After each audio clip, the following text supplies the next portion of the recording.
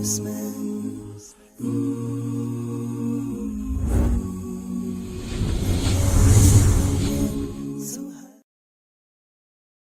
alaikum. I want to start by telling you a short story. And that is when I was a younger woman, when I was a teenager, I grew up in a very liberal college town called Madison, Wisconsin, if any of you are familiar.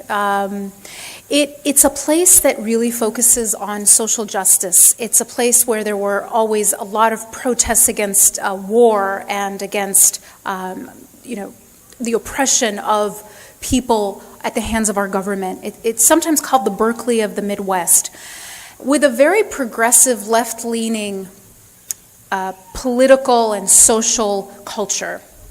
And I grew up in this town, attending public school, having absolutely almost no Muslim friends. And I had a lot of questions about Islam. I had a lot of questions about Islam specifically from the perspective of the idea of justice. I read the autobiography of Malcolm X when I was 15, and I think that was the moment that I really feel that the political consciousness was born inside me, where I felt like I was proud of my Muslim American identity, and I felt that somehow I was responsible for bringing about greater justice to the world. And so from that perspective, I approached Islam. And specifically, and in the beginning, it was this issue of women in Islam that was such a struggle for me. And I really did struggle with it. And I tell people sometimes, this is a story I don't usually share, but when I'm talking to close friends, I say that I actually wrestled with the Quran about this topic, women in Islam and women in the Quran. And I'm somewhat embarrassed to be speaking on the same panel as Dr. Jamal Badawi, because it was actually at this moment when I was having these struggles that his work really helped me. This is just the truth. But why I tell you this story is this. Because I think a lot of people, young and old, maybe sitting in this room, have similar struggles. And I ran across one ayah that just like changed things for me. And it basically, I don't want to repeat it in Arabic because I feel I get it wrong. But what it says is, do not let there be in your heart haraj from anything in this Quran. Do not let there be an uneasiness in your heart from anything in the Quran. It was a command. And so I did things maybe the opposite way than you might think, which is I started by saying, Allah, take away the uneasiness. I don't understand, but I will accept. And it was only then that the understanding flowed.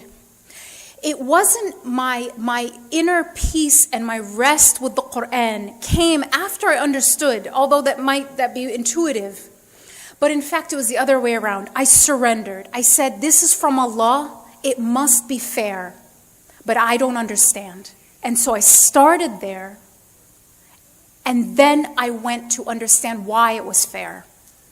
And so that's where the first thing I want to talk about is how do we approach the Quran and Islam when it comes to this topic of women in Islam and the Prophet ﷺ and Islam.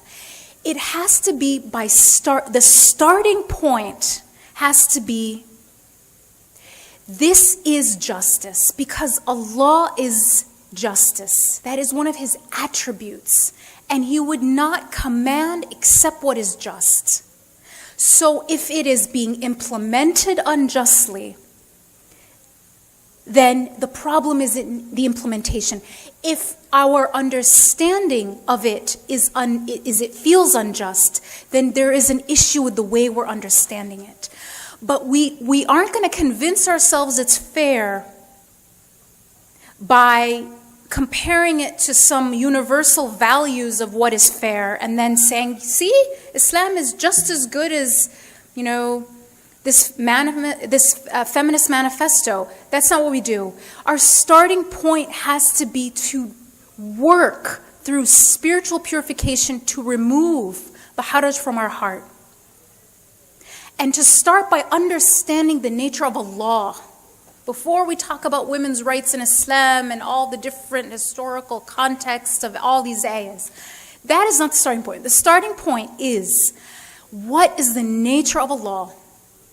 The nature of Allah is the just. That's it. You gotta start there. That is the point of departure when we are trying to understand our place as women and our place in terms of gender relations in Islam. Moving from the nature of Allah, the next thing we have to really internalize is the concept of tawheed. Because if we skip these steps, they seem like, well, that has nothing to do with the topic. It has everything to do with the topic. In fact, I teach a class in Georgetown University to both grad students and undergrads about women in Muslim society. And you know what I spend the first 2 classes teaching? Tawheed. I explain Tawheed to them. And at first they're like, what does this have to do with women in society? I don't understand. This is not a theology class. And by the end, they're like, that was the most important foundation we got because everything else made sense because we understood Tawheed. It's true. Tawheed is so liberating. It is a revolutionary concept when it comes to human liberation. Human liberation, among them women, but everyone else too. Because what Tawheed says, La ilaha illallah. And I take them through this process. I say, what is an ilah? An ilah is an object of worship. What does it mean to worship something? It means to obey it blindly and unquestioningly. It means to make this thing your criteria for what is right and wrong.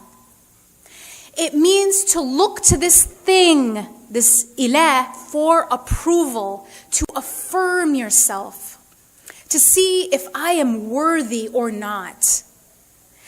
And this concept now says that there is nothing like that anymore except God.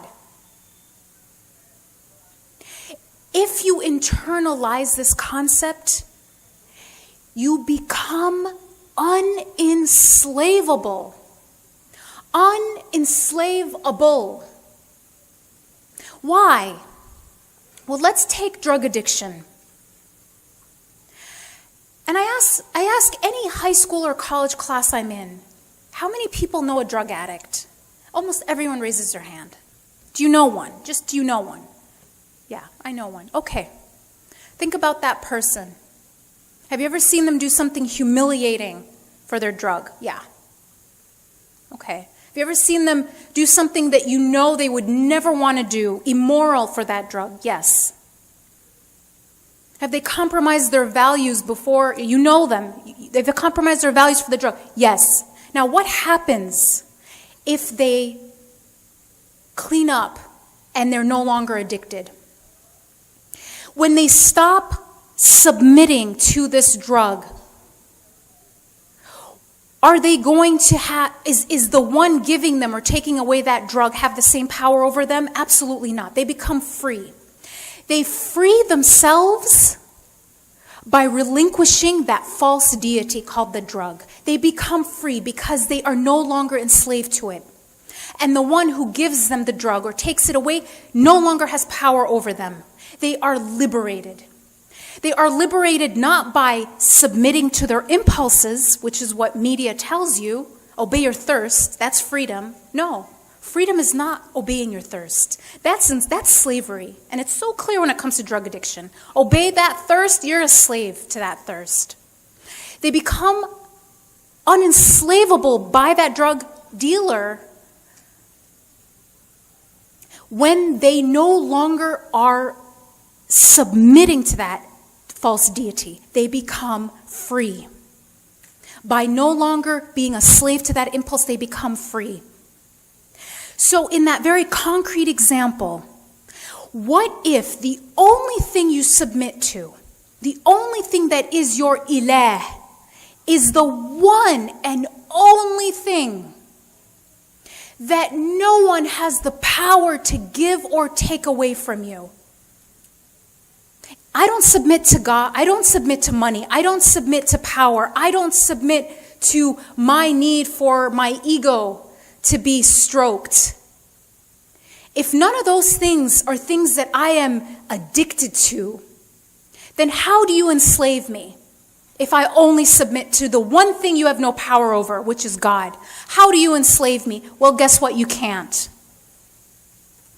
And that's the first thing you have to understand when it comes to how the Prophet dealt with women. Is he communicated, he conveyed to us this message of Tawheed, of human liberation at such a profound level that we are struggling today in this modern liberal world to even understand it. True freedom.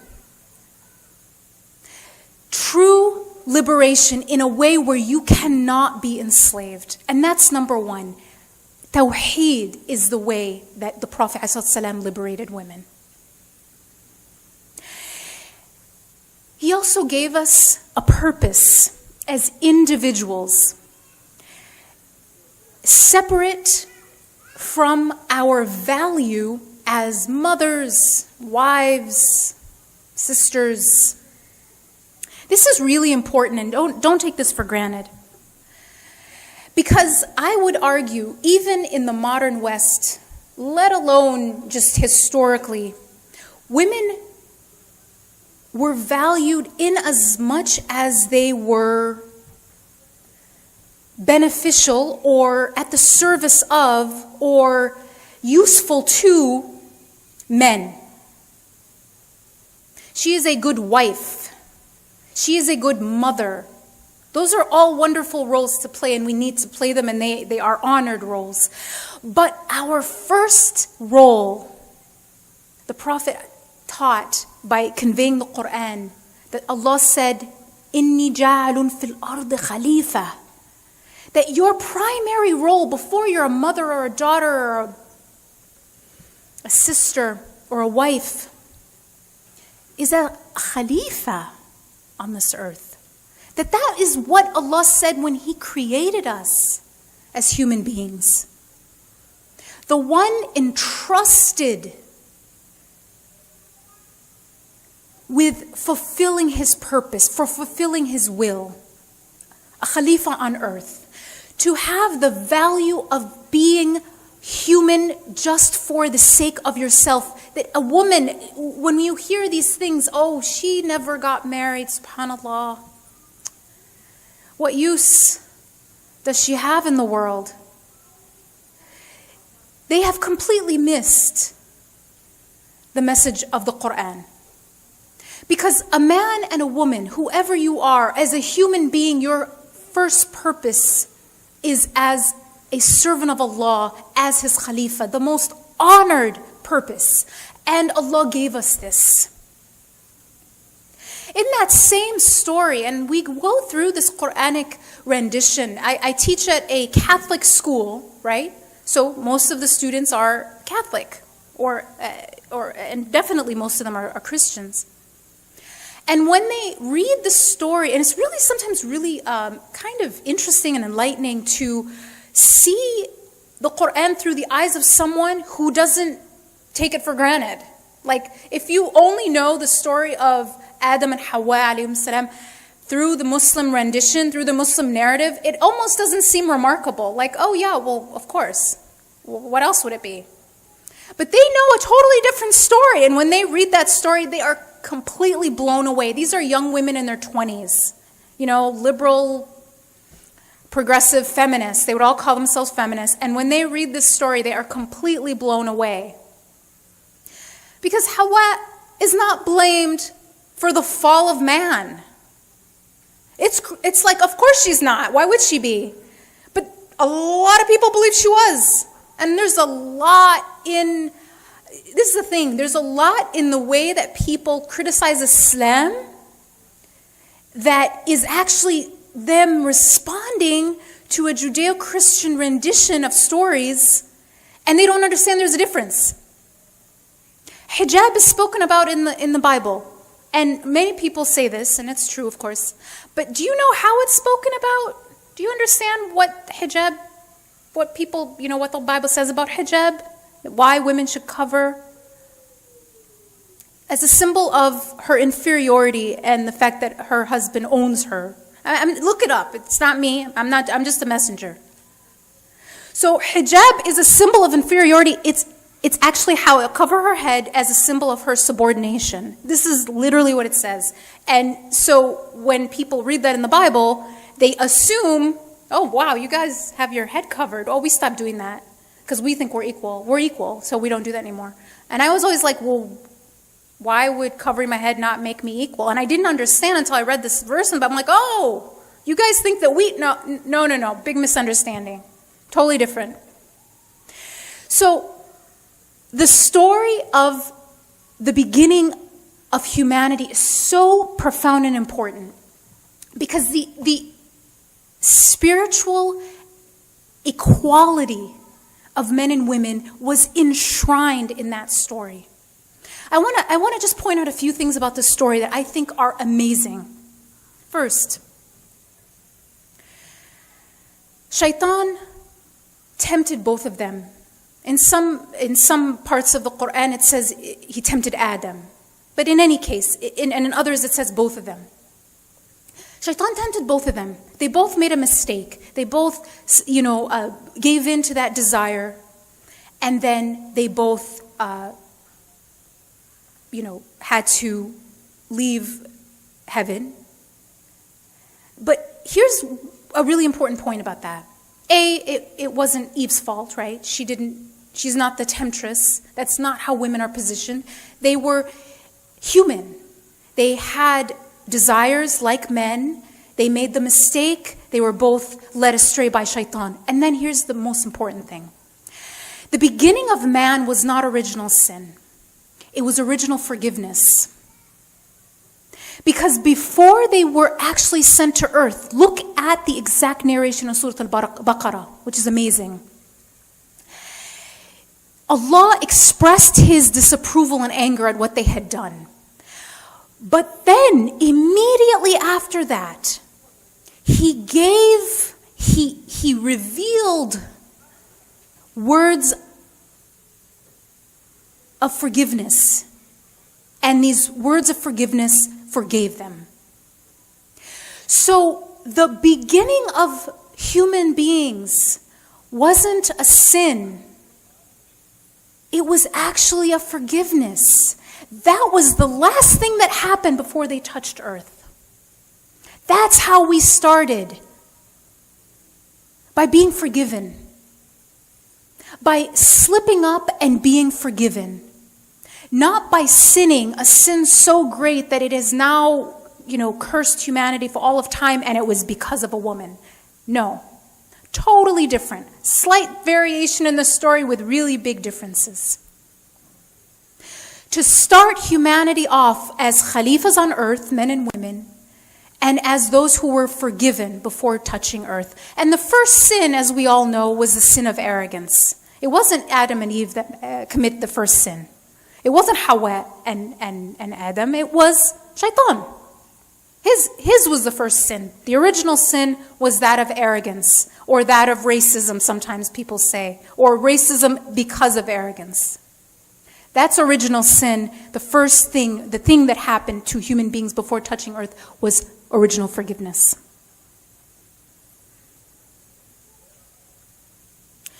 So when, taking it back to today's society, I always heard talks about men and women in Islam, and a lot of times we would talk about the historical context of Arabia, and things were so awful there, and girls were being buried, and Islam came to end that.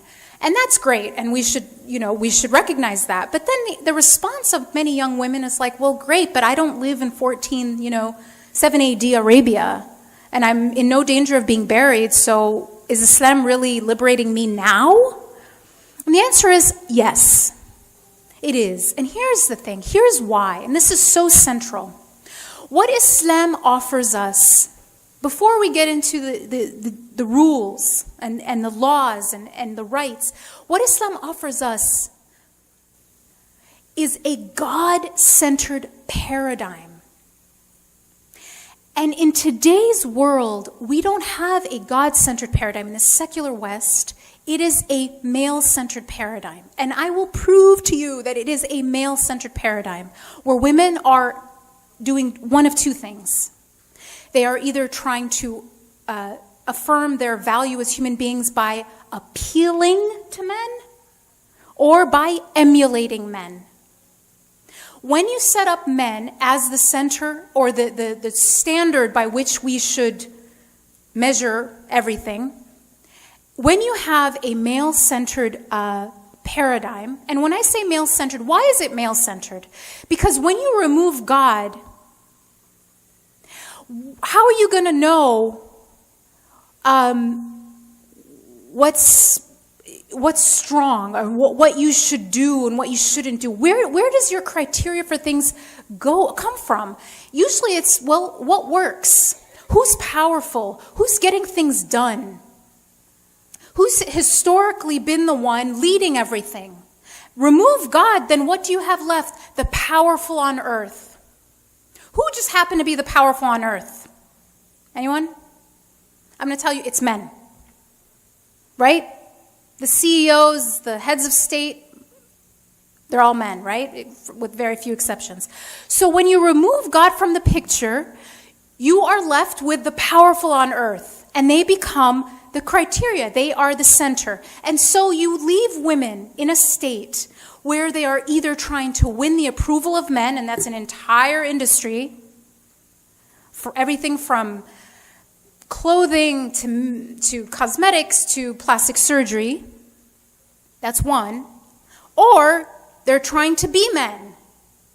And that's it. And also an entire industry where women, and I worked in the corporate world, I not really anymore, but what women in the corporate world are expected to do is to leave their femininity at the door if they want to get anywhere. You are expected to become male in everything you can, to be, quote, equal. Crying, ooh, that's weak. Anything that shows the slightest bit of a variation from what the male standard of being. What a God-centered paradigm gives you is the ability to be who you are and not have this standard that you have to be compared to all the time. You have the permission to be who you are and still equal because you are deriving your value from God, not from how close you imitate the standard men or how well you are able to attract their attention. Take away God, what you're left with is the powerful on earth, which is men, and that's a male-centered paradigm. So when people are asking, how does Islam liberate women today and not 1400 years ago? That's how. Because it gives us a standard that we are equally able to access, which is God. Here's the thing about imitation. I studied marketing, and there's something really interesting about branding. Every brand, and you can study this, every brand wants to appear unique. No brand says, I'm just like this other brand, right? If you go and look at, perfume, obsession is not saying, I'm exactly like, Guess perfume. No, they're trying to push for the fact that they are unique. When a brand is unique and one of a kind, it can charge a lot of money. That's how it works. The more unique you are, the more valuable you are. If you're one of a kind, the only, the Hope Diamond, then you're priceless. What's the only kind of brand that is desperate to tell you it's just like something else? The imitation brand at the grocery store. I'm cheap, but I'm just like obsession. So what kind of brand is desperate and running after trying to be something else? An inferior brand. So when women are trying to run and insist they're exactly like men, now that's different. I'm not saying we don't need equal rights. Don't misunderstand me. But when we forsake our nature and see it as inferior and insist that there are no differences, I'm just like a man. You have set him up as the Gucci, and you're the one trying to imitate. You're the imitation brand at the grocery store. Islam says no, we are allowed our uniqueness. And that uniqueness is honored.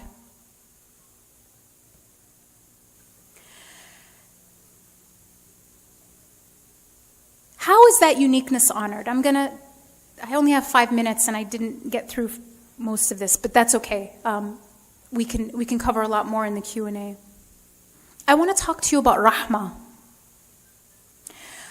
Rahmah is a quality that is so revered in Islam.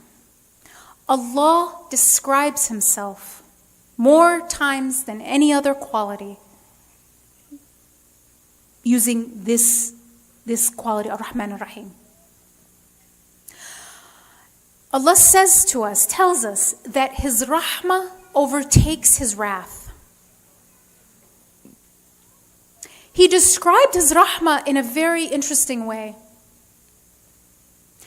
He said that he gave one part of his rahmah to all the mothers on earth so that they could care for their young, and kept 99 parts of his rahmah for himself to use on us when he is judging us on the Day of Judgment. It's interesting he said mothers. And it's interesting that in a Sahih Hadith, the word rahmah was explained as coming from the root rahim, womb, the womb of a mother. Do men have wombs? No. So this rahmah, this unique quality, everyone can have rahmah, but for it to come from this root of something that is uniquely female, that means that the unique nature of women is something that Allah told us was something incredibly precious, something we should feel incredible honor that we have. If anyone tells you that this side of you, your rahmah, your softness, your femininity, is a weakness, they don't understand this concept of rahmah.